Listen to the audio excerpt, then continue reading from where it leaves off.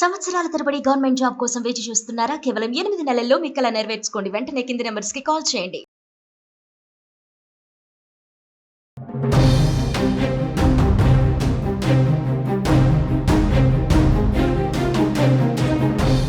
Operation Sindoor Pahalgam ఉగ్రదాడి తర్వాత 15 రోజుల తర్వాత భారత ప్రతీకారదారులకు దిగింది. పాకిస్తాన్లో ఉన్నటువంటి ఉగ్రవాద స్థావరాల లక్ష్యంగా మిసైల్స్ ప్రయోగించి అర్ధరాత్రి పాకిస్తాన్ గుండెల్లో నిద్రపోయింది. దీంతో భారత ప్రజలందరూ హర్షిస్తున్నారు. భారత ప్రభుత్వం తీసుకున్నటువంటి నిర్ణయం పైన ఉగ్రవాద స్థావరాలపైన ఎట్ ఎ టైం 9 ఉగ్రవాద స్థావరాలపైన భారత్ నుంచే మిసైల్స్ ద్వారా మొట్టమొదటిసారి మిసైల్స్ని ప్రయోగించిన వాటిని ధ్వంసం చేసినటువంటి చర్య పట్ల అందరూ కూడా ప్రశంసిస్తున్నారు. ప్రపంచ దేశాలకు కూడా ఈ దాడి జరిగినటువంటి వెంటనే ఇన్ఫర్మేషన్ కూడా ఇవ్వడం జరిగింది. దీనికి సంబంధించి మిగతా దేశాలు కూడా ఇప్పటి వరకు పాకిస్తాన్ మద్దతుగా ఎవరు నిలబడలేదు. ఉగ్రవాదం పైన భారత్ చేస్తున్న పోరాటానికి ఇంకా మద్దతు తెలుపుతున్నారు. ఈ నేపథ్యంలో పాకిస్తాన్ అటు ఎమర్జెన్సీని ప్రకటించింది, ఇటు భారత వ్యాప్తంగా కూడా అలర్ట్ ప్రకటించింది ప్రభుత్వం. దీనికి సంబంధించి కీలక నిర్ణయాలు తీసుకునేటువంటి దిశగా కూడా ముందుకు వెళ్ళబోతున్నట్టు తెలుస్తుంది. ఇది కాసేపట్లో కేబినెట్ భేటీ కానీ మిగతా సైనికాధికారితో భేటీ కానీ ఆ తర్వాత ఎలాంటి నిర్ణయం తీసుకోబోతుంది భారత ప్రభుత్వం అనేది కూడా తెలియాల్సి ఉంది. ఈ నేపథ్యంలో మాక్ డ్రిల్ కూడా ఉంది. సో ప్రధానమైనటువంటి పట్టణాలన్నింటిలో కూడా నగరాల్లో కూడా మాక్ డ్రిల్ కొనసాగుతుంది. ముఖ్యంగా హైదరాబాద్ నగరంలో అలర్ట్ మరింత కొనసాగుతుంది, భద్రతాపరమైనటువంటి అలర్ట్. ఎందుకంటే కేటగిరీ 2 పాకిస్తాన్ కనుక దాడి చేస్తే కేటగిరీ 2 ఉన్నటువంటి నగరాలలో హైదరాబాద్ ఉంది. అందుకే ఇక్కడ కూడా అలర్ట్ ఉంది, సెక్యూరిటీ భారీగా పెంచారు. దీనికి సంబంధించిన పూర్తి వివరాలు తెలుసుకుందాం. మా ప్రతినిధి ప్రేమ్ చార్మినార్ నుంచి లైవ్లో సిద్ధంగా ఉన్నారు. ఈ దాడి తర్వాత అక్కడ తాజా పరిస్థితులు అందిస్తారు. ప్రేమ్, అర్ధరాత్రి జరిగినటువంటి ఆపరేషన్ సింధూర్ తర్వాత ప్రస్తుత పరిస్థితి ఏంటి? సెక్యూరిటీకి ఏమన్నా ఇంకా పెంచడం జరిగిందా? హైదరాబాద్లో తాజా పరిస్థితి ఏంటి? సాయి, మనం చూసినాం ఏప్రిల్ 22న ఏదైతే పెహల్గాం, జమ్మూ కాశ్మీర్ ప్రాంతంలోని పెహల్గాం లో జరిగిన ఉగ్రదాడి ఏదైతే ఉందో ఆ రోజు నుంచి కూడా ప్రభుత్వం చాలా కీలకమైన సమావేశాలు ఏర్పాటు చేయడం, భారత్ పాకిస్తాన్ పైన ఏదైతే ప్రతీకార చర్య తీసుకుంటాం, ప్రతీకారం తీర్చుకుంటాం అని చెప్పి ఇప్పటి వరకు చెప్తుండడం, వాటన్నిటిని మనం ప్రజలకు సుమన్ టీవీ ద్వారా ఎప్పటికప్పుడు అప్డేట్ చేస్తూనే ఉన్నాం.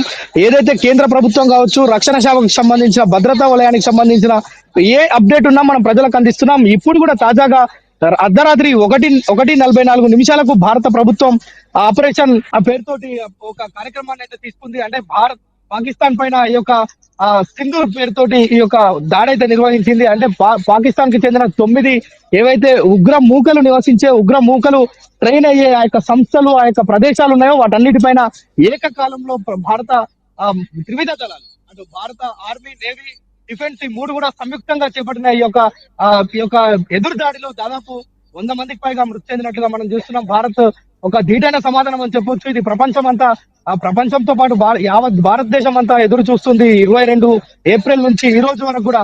ఎందుకంటే ప్రతి ఒక్కరు జమ్మూ కాశ్మీర్ లో అమాయకమైన ప్రజలను, పర్యాటకులను, అదేవిధంగా ఆర్మీకి సంబంధించిన వారిని కూడా అందులో చంపేయటం మనం చాలా, అంటే భారత్ మొత్తం దిగ్భ్రాంతి వ్యక్తం చేసిన పరిస్థితి. ఆ రోజు నుంచి ప్రతి ఒక్కరు ఎదురు చూస్తున్నారు. భారత్ ఏ క్షణంలోనైనా సర్జికల్ స్ట్రైక్ నిర్వహిస్తుంది, లేదంటే ఒక యుద్ధాన్ని ప్రకటిస్తుంది. ఆ యుద్ధాన్ని చూసేందుకు కూడా ప్రజలంతా, భారతదేశ ప్రజలు ఆసక్తిగా ఉన్న నేపథ్యం. మరోవైపు పాకిస్తాన్ కి సంబంధించి మనం నిన్ననే మాట్లాడుకున్నాం, నిన్న ప్రజలందరికీ అప్డేట్ చేస్తాం. ఏదైతే పాకిస్తాన్ లోని ఇస్లామాబాద్ లో ఉన్న లాల్ మసీద్ లో మౌలానా అబ్దుల్ గాజీ ఏదైతే మాట్లాడడం జరిగింది, మనం చూస్తాం లైవ్ కూడా, అది మనం అందరికి కూడా చూపించడం మన వ్యూవర్స్ అందరికి. అయితే ఏదైతే పాకిస్తాన్ లో తాజా పరిస్థితి పైన అక్కడున్న మౌలానా అడగడం తోటి ఒక్కరు కూడా చేయకపోగా, అంటే భారత్ కి పాకిస్తాన్ కి మధ్య యుద్ధం వస్తే మీరు ఎటు నిలబడతారు అనే దానికి ఎవరు కూడా సమాధానం చెప్పని పరిస్థితి. తెల్లమొక్కలు వేసుకున్న పరిస్థితి. ముఖ్యంగా ఈ రోజు సాయంత్రం మాక్ డ్రిల్ కూడా నిర్వహించనున్నారు. మన హైదరాబాద్ లో 4 ప్రాంతాల్లో మాక్ డ్రిల్ నిర్వహించనున్నారు. సో దానికంటే ముందే అర్ధరాత్రి దాడైతే కొనసాగింది. మిసైల్స్ తోటి పాక్ ఉగ్రవాద స్థావరాలపైన దాడి చేసింది. సో ఇప్పుడు ఇది మాక్ డ్రిల్ లాగానే చూడొచ్చా, లేకుంటే అటు పాకిస్తాన్ నుంచి కూడా అక్కడ ప్రధాని ఇంకా ప్రగల్భాలు పలుకుతున్నారు, మేము దాడి చేస్తాం భారత్ మీద అనేటువంటి అంశాలు. ఈ నేపథ్యంలో మాక్ డ్రిల్కి సంబంధించిన అంశాలు ఏ విధంగా ఉన్నాయి? ఈరోజు సాయంత్రం ఎలాంటి చర్యలు తీసుకోబోతున్నారు? సాయి, మనం నిన్న సాయంత్రమే మనం చెప్పాం మాక్ డ్రిల్ కి సంబంధించి. ప్రభుత్వం ఎందుకు మాక్ డ్రిల్ నిర్వహిస్తుంది అంటే 1971 తర్వాత మళ్ళా ఈ రోజు మాక్ డ్రిల్ నిర్వహించేందుకు కారణం ఏంటంటే భారత సర్కార్ చాలా తన విచితంగా పరిశీలించి పాక్ పైన అటాక్ చేసేందుకు సిద్ధంగా ఉంది. ఏ క్షణమైన యుద్ధ మేఘాలు ఆవరించి ఉన్నాయని మనం నిన్నటి వరకు చెప్పుకున్నాం. కానీ అర్ధరాత్రి నుంచి యుద్ధం మేఘాలు బుల్లెట్లతోటి వర్షించాయి, అక్కడ కురిపించాయి. భారత్ సరిహద్దు ప్రాంతాలు పాకిస్తాన్ లో కూడా మొత్తం పొద్దున మనం ఉదయం లేవగానే సూర్యోదయాన్ని చూసాం. పాకిస్తాన్ మాత్రం నెత్తుటి మరకలను చూసింది.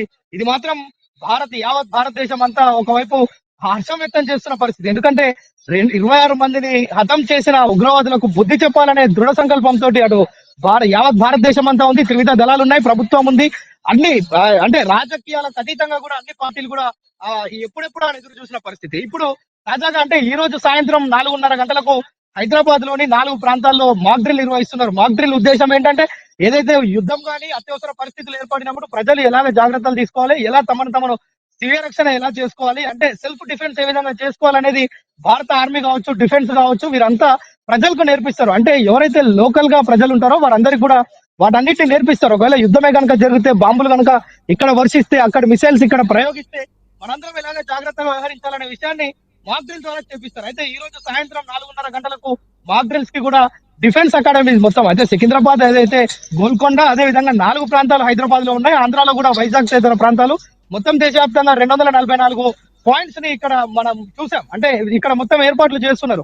అంటే ఇదే సందర్భం, యుద్ధం కనుక వస్తే ప్రజలు ఏ విధంగా సిద్ధంగా ఉండాలి, ప్రజలు ఏ విధంగా తప్పించుకోవాలి, ఎప్పుడు లైట్లు ఆర్పివేయాలి, ఎందుకు లైట్లు ఆర్పివేయాలి, వీటన్నిటి విషయాలు, బంకర్లు క్లీన్ చేసుకోవాలా, ఇలాంటి విషయాలన్నీ చెప్పేందుకే ఈ యొక్క మాక్ డ్రిల్ ఏర్పాటు చేశారు. అయితే మాక్ డ్రిల్ కంటే ముందే ఈ యొక్క యుద్ధం అనేది ప్రారంభం కావడం, పాకిస్తాన్ పైన ఏదైతే ఎల్ఓసి అదే విధంగా పాకిస్తాన్ కి సంబంధించి దాదాపు 100 కిలోమీటర్ల దూరం వరకు కూడా మన ఈ యొక్క మొత్తం అణుబాంబులు అక్కడ పడడం చూస్తున్నాం.